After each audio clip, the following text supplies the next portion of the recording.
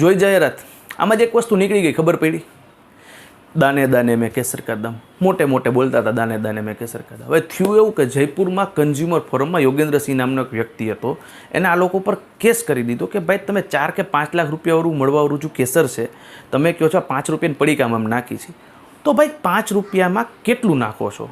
આ 5 લાખ રૂપિયાની વસ્તુ 5 રૂપિયાની પડીકામાં કેટલી પડે?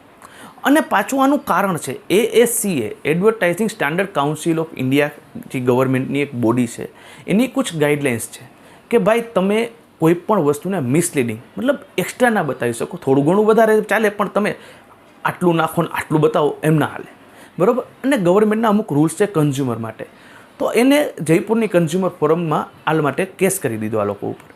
પછી થયું એવું કે કન્ઝ્યુમર ફોરમે કંપનીના માલિક અને તને brand ambassador Shahrukh Khan, tiger Shroff અને અજય દેવગનને નોટિસ મોકલી.